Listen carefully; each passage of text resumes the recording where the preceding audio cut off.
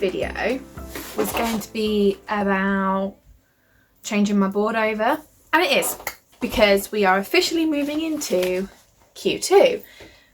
There's my plan, here's my post-it notes, and well, I think my plans have changed already. So I was listening to Sarah's stories, and she spoke about being realistic with her time, and it's not necessarily about the hustle atmosphere at the moment of like just go go go, and I do think we should be reaching high and, you know, reaching for the stars and all that, but we do have to be realistic. And I've got a confession to make. I haven't written down my projects. I just went straight on to post-it notes, but I didn't work out how much time I have this quarter. I didn't work out the task blocks. I was just like, oh, I need to do all this stuff, let's just put it down. And I think I need to sort of like take a step back and do that. So thank you, Sarah, for your stories this morning about working out your task blocks, what you have available and what things you plan to do.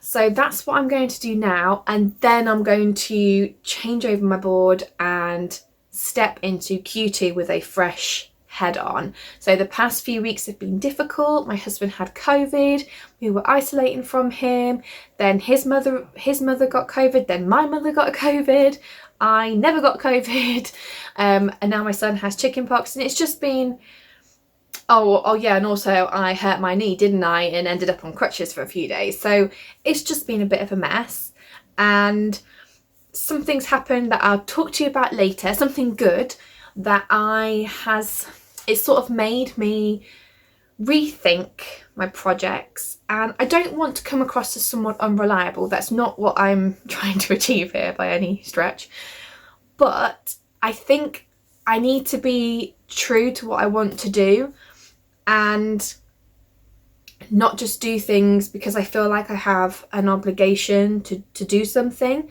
Like, I'm an indie author, I've got full power and control over what I do and when, so I need to utilize that. So more on that later. And I'm really sorry about my face, like I've got no makeup on today. Yes.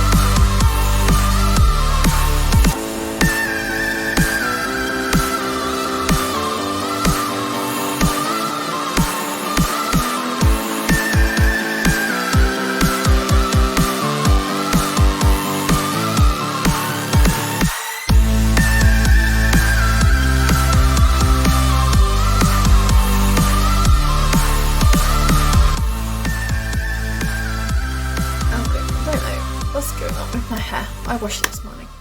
Okay, so I sort of tallied up all the projects that I wanted to work on this month, and I came up with a total of 547 task blocks. But here's the kicker, I think I've only got around 374 available.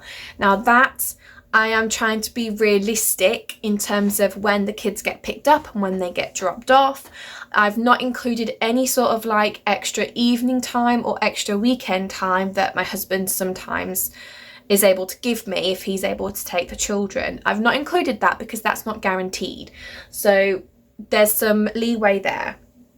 There's also some leeway with my videos and stuff. Now I'm doubling the amount of videos that I do at the moment. I'm trying to do 2 a week. But I am getting quicker with editing, and not every video needs a big edit, not every video takes a long time to film, and not every video takes a long time to plan, but I have got that in for every video. So there's a good chance that there's about 50 task blocks there that could easily be that could easily cut down. But if I've got it there, then I know if it does take me longer, I've sort of planned it, if that makes sense. So what I've done, one of the biggest projects that I've taken off is to replot and rewrite book 2 in the Guard series that I was hoping to get done this quarter, because that was like 100 task blocks at least. So I've just taken that off. What will happen is that if I have estimated correctly with, like, say, the video editing and stuff like that and my videos, then I won't get to it. And if I have overestimated, or indeed I do get like extra hours on the weekend or in the evening, whatever, then it might be that I might be able to like replot book 2, so get something else done. So I can just add that onto my board as and when I need it. So yeah, it was eye-opening, because I was definitely overestimating. Now I know I had to redo this anyway because I'm sort of changing my plans, but I was just gonna whack them all up onto my Kanban board and be like, yeah, done, I've planned.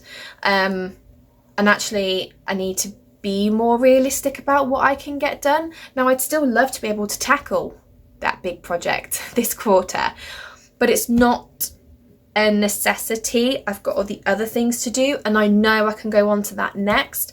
But this is where I really enjoy the HB90 system, because I know if I do get through all my projects, that's the first thing I can go on to. Similarly, there's a few things here that I know I can push back if necessary, because I've looked at when things need doing. I've got a better idea. It's also given me a better idea of what I may be able to achieve in Q3 and then again in Q4, because Q4 is nano. So, you know, there's a slim chance that I may actually be able to write a book before nano. A slim chance, but we'll see how it goes. I've got like a lot of editing and rewriting to do, so I don't know if I'll be able to write a new book, but just looking at my plan, there is a chance. There is a chance. Okay, so I'm going to stop there for now, and we're going to change up my post-it notes, and then we're going to change the Kanban board over to Q2.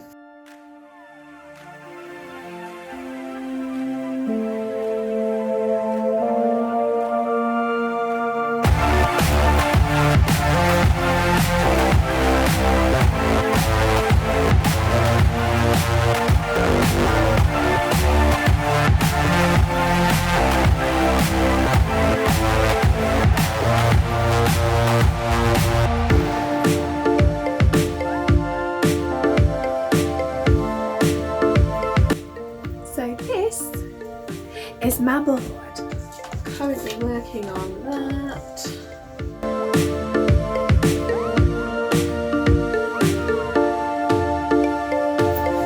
So these are the things that I'm working on this week. So I've got that.